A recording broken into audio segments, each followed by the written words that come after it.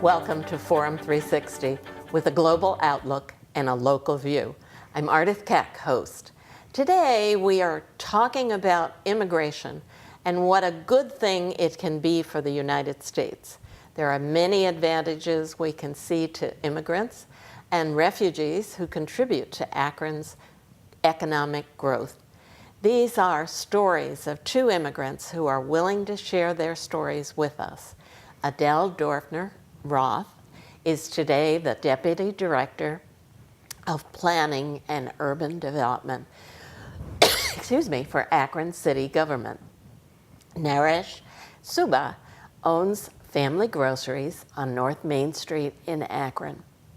Welcome to you both. Thank you. Thank you. Adele, in what country were you born? I was born in São Paulo, Brazil,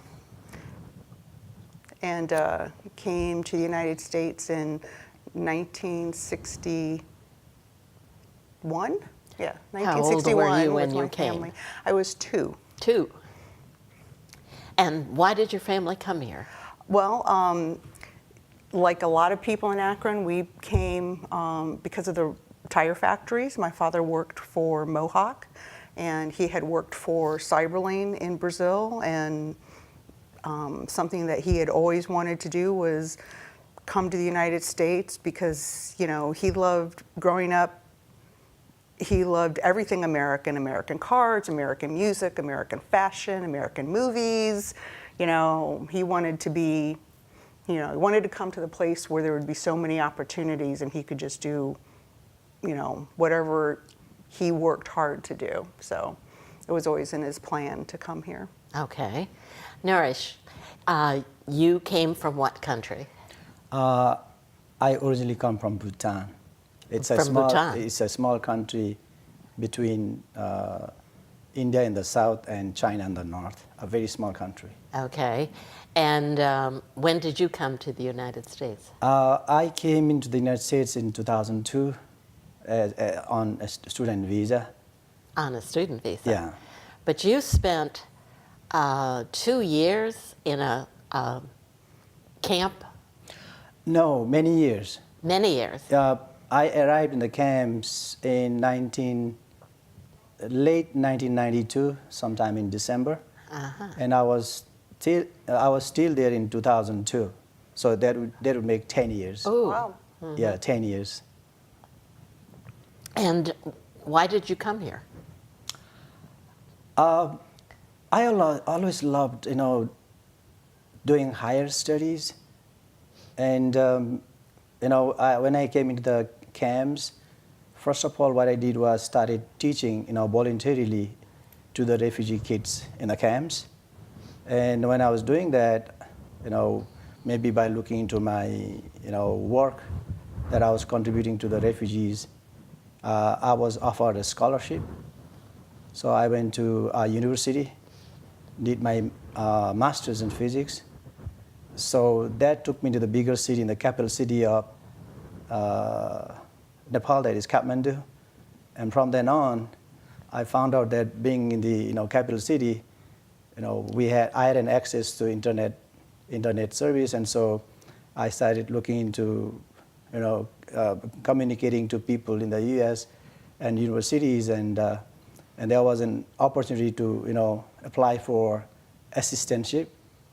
I applied to few universities, and a couple of them offered me, and finally I ended up coming to Kent State University. Well, that was certainly better than the camp you were living in. Definitely, of course. Well, did you speak English when you came here?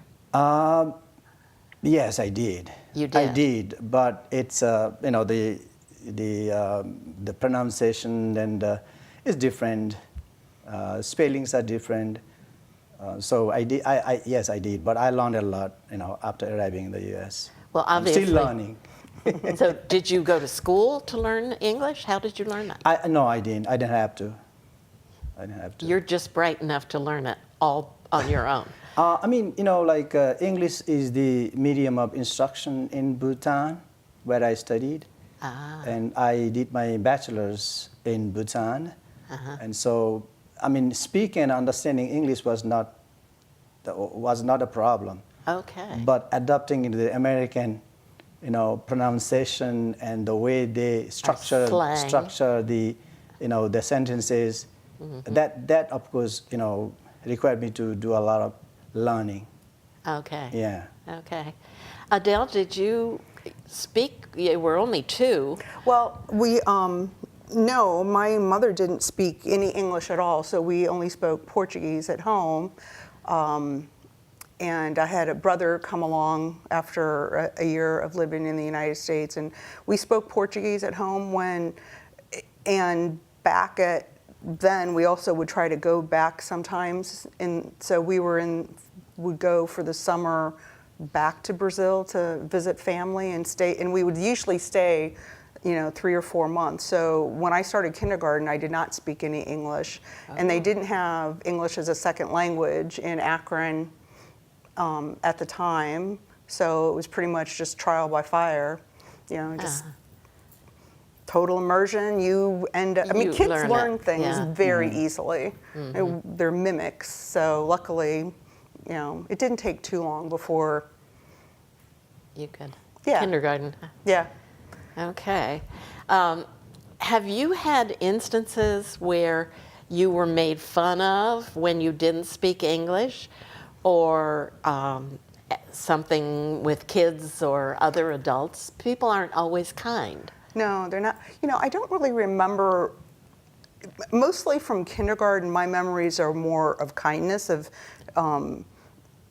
being assigned a special friend to help me, in kindergarten, like get from, the playground to the lunchroom and things like that. I actually had more issues as in middle school. At that time, we were living in Kentucky, and although my English was, pretty good, and maybe not much of an accent at all, but my mother still struggled, and at the time, she was trying to learn more English and came to volunteer at the school, and like most teenagers, I was very embarrassed of my parents. And sometimes when I look back at that, I think, boy, I was, so silly of me to be embarrassed. But it was also because at that point, that's when kids started teasing. I remember then being called a wetback, which I had to go and figure out what that meant. Which I guess means that if you're a Latino that came into the United States illegally, you maybe swam across the Rio Something like that, Grande. yeah. So I let everybody know that no, it wasn't a wetback because I came on Pan Am, so, and landed in Miami. So, but yeah, that was hard. Yeah. In middle school, that teenage years, that's, I think, difficult anyway. And if you're different, you don't like to be different when you're a teenager. That's right. Very true. Did you ever have any bad experiences with kids or other adults who maybe didn't treat you right? No, not really. I mean, I went straight to the university, where you get to meet with, adults and, mostly intellectual people. And universities can be more kind because more they're kind more and used more to people. diverse and more accepting and more welcoming, I guess. So no, I didn't. I mean, with my wife, when we used to go visit our, kids' school, then my kids, as you say, may have got embarrassed.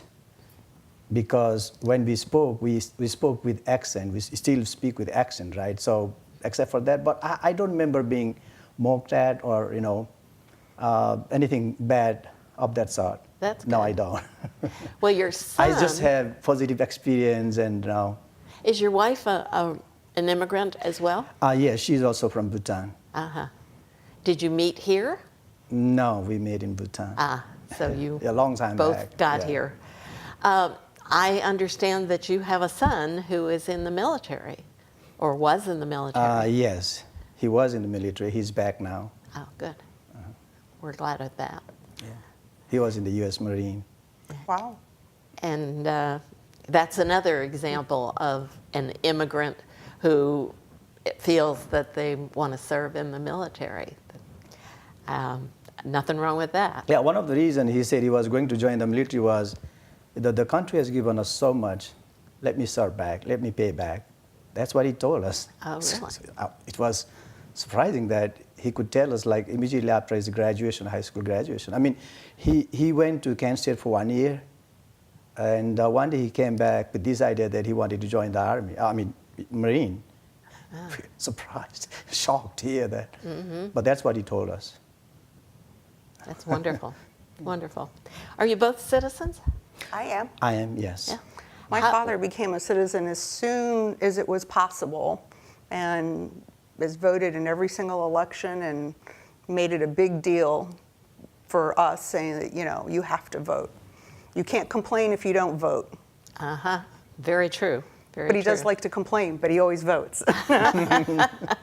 Yes, and you're a citizen too. Yes, I got my citizenship, I think, in 2014. Immediately, I remember because immediately I got my, naturalization certificate. I applied for passport to travel back to Bhutan, but they wouldn't issue me visa, and so I went, through Nepal and through India. In order we to didn't get we didn't go back. all the way to Bhutan, but they wouldn't allow us.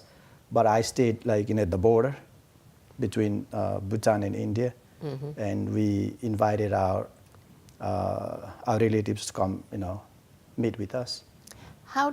What did you have to do to become a citizen?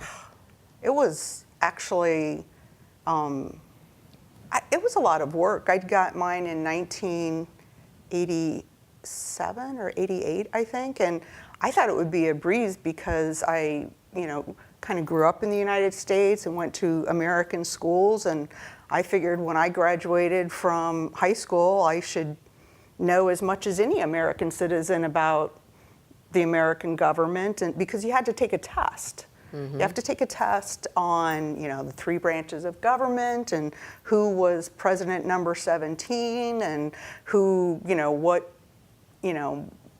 what the first 10 amendments are. And I actually had to brush up because, well, I understand like the base, I get all the basics, but I have a hard time remembering like the number of the presidents. I mean, Who was 17? I couldn't tell you There that. are like 100 questions, and yeah. I know number 1, that was George Washington. Yeah, I know right. number 45, that's Right. what we got now. Those are all mostly questions that the U.S.-born person could never answer, but I they're did ask. asked of you. I asked a lot of my friends when I was studying. I remember I was actually working for the city at the time, and I would go around asking my coworkers, do you know this? Do you know that? And we would have quizzes, and most of them, struggled like I did on a lot of the questions. yeah. I'm sure that's true. We're talking today about immigration and immigrants and refugees and the good that they do for the economy of the United States. And I have with me Adele Dorfner Roth, and she is the Deputy Director of Planning and Urban Development for Akron, and Naresh Subba, who owns Family Groceries on North Main Street in Akron. And we have, obviously, in order to do what you do, you have made sacrifices. And how did you go about getting the education you needed for the job you hold today? Well, as I said, I was raised in the United States. My parents were, in some ways, I'm closer to a first generation. I sort of have that hybrid. But I know that even the way I went through high school was different from my friends who had American parents. Things that were their parents would make them go do to get ready for college, like, you have to have you have to go do this volunteerism because it's good for your college resume, and you have to, have all these, do a sport because that's good for your college resume. My parents didn't do any of those things. Matter of fact, extracurricular stuff was okay as long as I was getting straight A's. And if I was not getting straight A's, I better explain why. And there was no time for extracurricular because my one job was to study and do well in school. So when it came to college, now I know that there are all kinds of, help for people, that, scholarships and things available. But at the time, we would never have considered borrowing money to go to school or asking for assistance. It was, you paid for the semester each semester if you could. Pay your way. And then if you couldn't, you took that semester off and raised some money and came back the next time. Now, you co-own a grocery store with your brother. Mm-hmm. And how did that come about? That's an interesting story, actually. Okay. So, as I told you before, I went to Kent State, and I did my, I graduated in 2010, but 2 years before that, in beginning 2008, Bhutanese refugees started, coming in and, settling down in Akron area. And being one of the first, not one of the first, but the very first, Bhutanese out here in this place, so I became automatically an anchor to these people. So as an anchor, it's kind of like unsaid responsibility was, untold responsibility was to help these refugees, these people, to help them, to do some sort of mentoring, mm-hmm. in how to, go out shopping, visiting places, and accessing the services and so on. And one of the main issues with the refugees, with the people who came in the beginning was, even now, true, was that they wanted to eat their, favorite foods, typical Nepali, Asian, vegetables and spices and other foods. Things that are not normally found. Not normally found in American markets. Mm-hmm. So we used to drive them down, all the way down to, is it called West Market in Cincinnati, Parma Heights? But as people, continue to grow, population continued to grow, it became harder and harder for my wife in particular to help them, ferry them around. And so in 2010, by 2010, my brothers, my sisters, my family members, most of them were here, settled here already.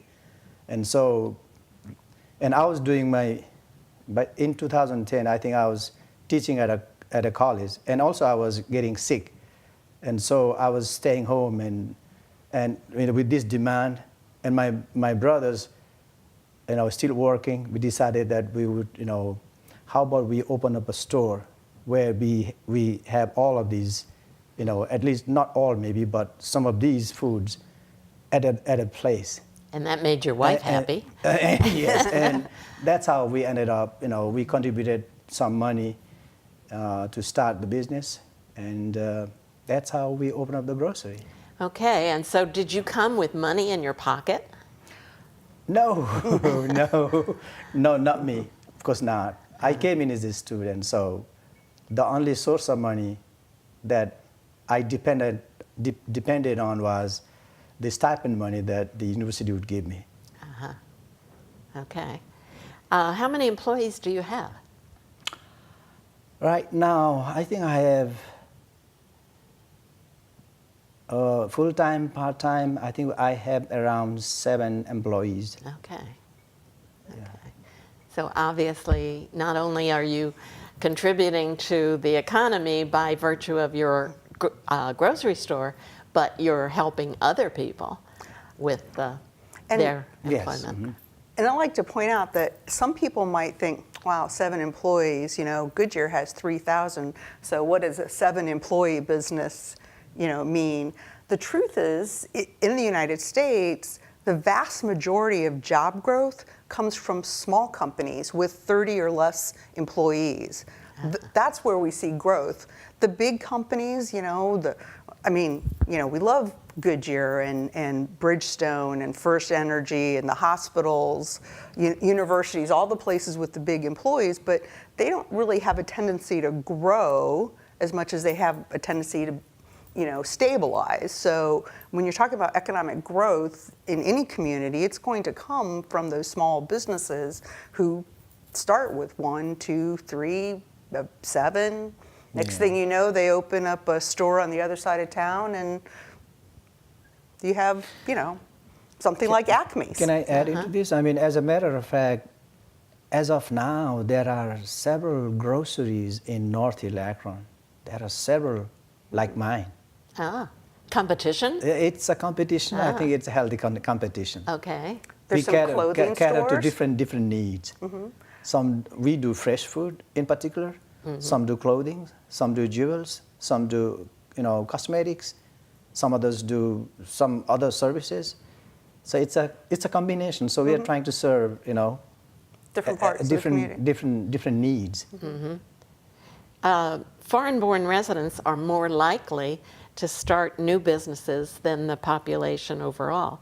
11.1% of foreign-born residents work for their own businesses that create jobs. And Naresh is definitely in that category. Absolutely. I think that's admirable. You obviously came to Akron as opposed to anywhere else because of other people from your country? I mean, Or how did you choose Akron? You mean for my grocery or? No, just when you came. Oh, yeah. I remember, being offered assistancy from 2 universities in particular. And the first thing I looked into was which was going to offer me a higher stipend. Okay. And it happened to be Kent State. And the other factor was who responded to my, application first, Kent State. So no other reasons besides this. So that's how I ended up in Kent State. That's in Kent. And I live in Stewartsboro now. But my people, in Bhutanese refugees started, settling in Akron. That's where the population, the majority of the population is now. I mean, they are spread out now outwards from Akron, like, Cahiga Falls, Stowe. I believe there are some in Hudson too, and some Kent. Right. And so spreading out. Yeah. But initially, there were the places of the choice of settlement for these people was Akron. Yeah. That's how I opened my grocery in Akron. There has been some secondary migration because there is a large Bhutanese population here. There have been some refugees that were settled like in Cincinnati and then decided to move to Akron because there was a larger population here and they wanted to be closer to that. Which is good for Akron because obviously Akron appreciates immigrants and refugees. And I think the population is enjoying it as well. Some of the criticisms of immigrants is that they don't contribute to social services, but they use them. And I just wanted to point out that foreign-born households contributed more than $17 million in state and local taxes. Foreign-born households in Akron contributed $18.8 million to Social Security and $44.4 million to Medicare. That was statistics from 2013. And there are fewer